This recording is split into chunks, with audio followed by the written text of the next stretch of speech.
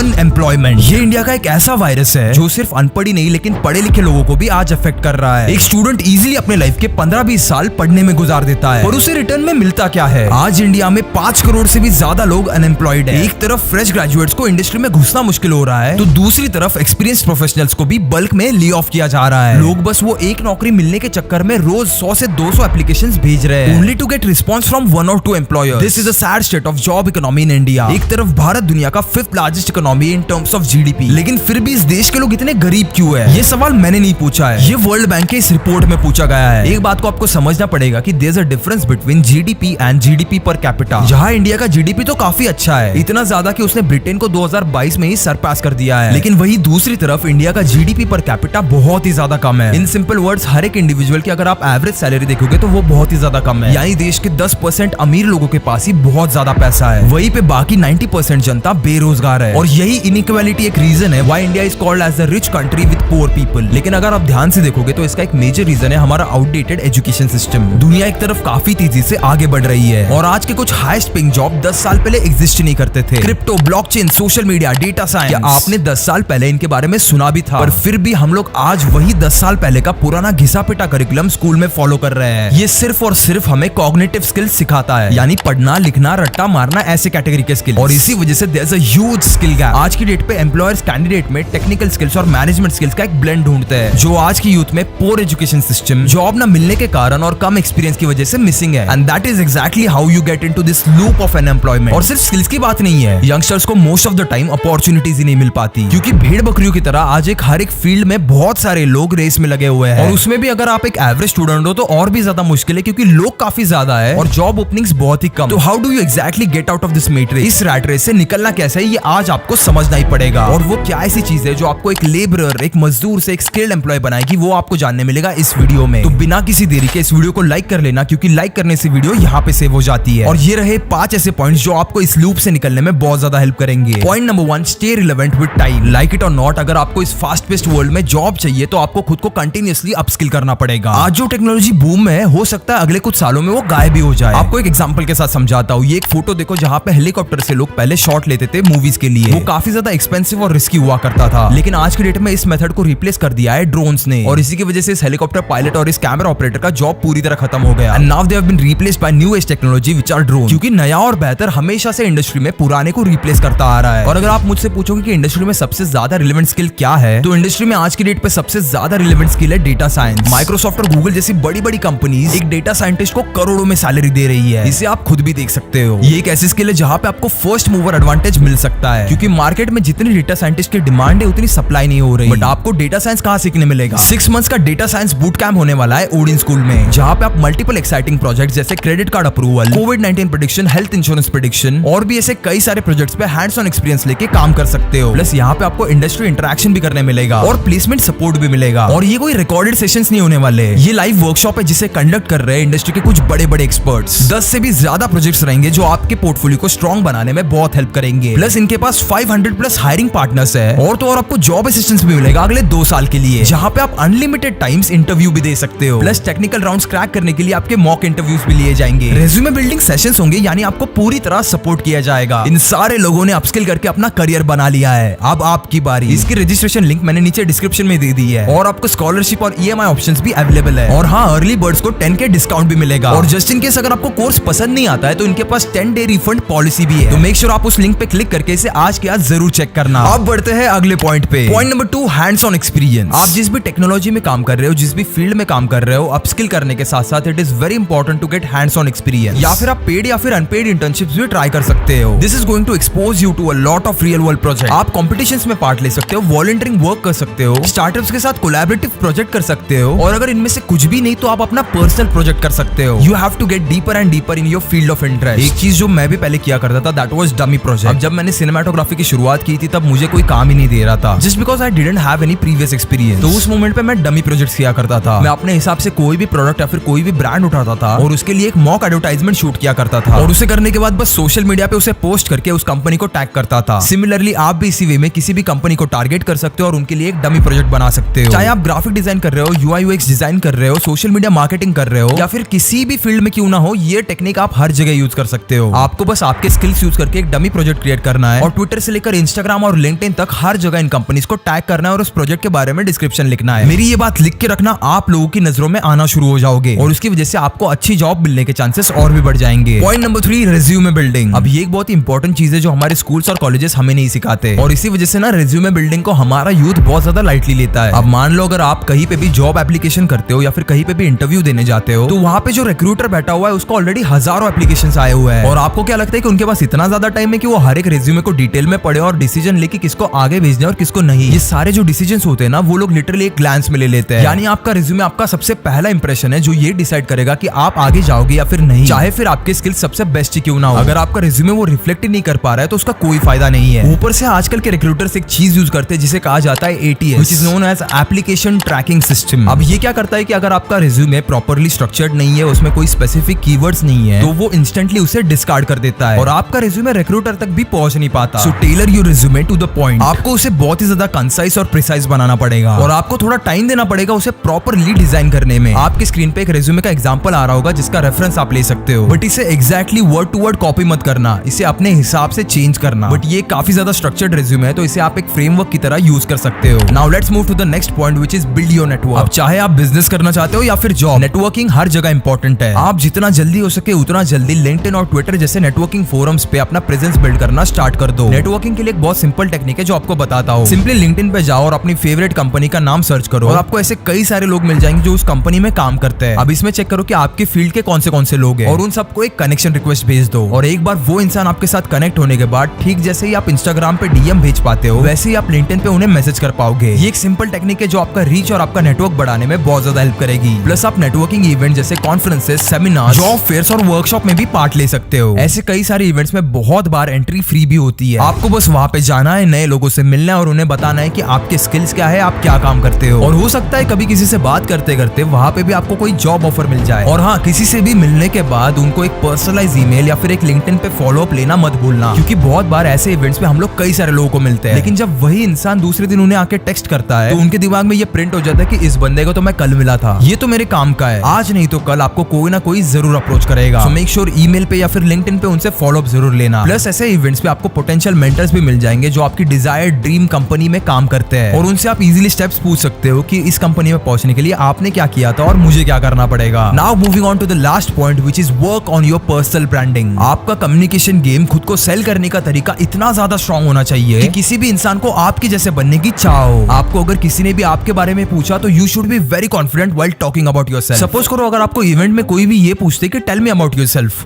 What do you exactly do, you should be prepared with your answer कि मैंने life में ये किया है, ये मेरी अचीवमेंट्स है, ये मेरे इंटरेस्ट है and I have worked over here and so on. आज की डेट में इतना बेसिक सा क्वेश्चन भी अगर आपको कोई पूछ लेना तो आप बहुत ज्यादा फंबल करोगे, क्योंकि हम लोग खुद को कभी इंट्रोस्पेक्ट नहीं करते। इस चीज को कहा जाता है एलिवेटर पिच। 1 से 1.5 मिनट का एक स्क्रिप्ट लिखो जिसमें आपने अपने सारे अचीवमेंट, सारे वर्क एक्सपीरियंस मेंशन किए हो और उसे मिरर के सामने खड़े रह के प्रैक्टिस करो। अपना आई कांटेक्ट नोटिस करो, अपनी बॉडी लैंग्वेज नोटिस करो और अपनी हर एक गलती को हर एक रिपीटेशन के साथ चेंज करना। इसे 5 से 6 बार करोगे तो एटलीस्ट 7 टाइम आप इसे परफेक्टली कर पाओगे। दूसरों के पर्सपेक्टिव से खुद को देखना शुरू करो और फिर खुद में बदलाव देखो। You will start becoming a better version of yourself. तो ये थे कुछ ऐसे स्ट्रेटेजीज जिन्हें यूज करके आप खुद का एक पर्सनल ब्रांड बिल्ड कर सकते हो जिससे आपको इजीली मार्केट में जॉब मिल जाए। देखो, हम लोग ना एक दिन में ना इंडियन एजुकेशन सिस्टम को बदल सकते हैं ना इंडस्ट्री के स्टैंडर्ड्स को। तो आज की डेट पे हमारी कैपेसिटी में जितना है उतना तो हमें जरूर चेंज करना चाहिए and this video can be a start for you. And last में आपको वापस एक बार याद दिला दूं, नीचे डिस्क्रिप्शन में जो लिंक है वहां पे क्लिक करके एक बार तो ओडिन स्कूल का डेटा साइंस बूट कैंप जरूर अटेंड करना। ये आपके करियर को एक सही डायरेक्शन में ले जाने में बहुत हेल्प करेगा। तो बस यही था आज की वीडियो के लिए। I will see you in the next video. तब तक के लिए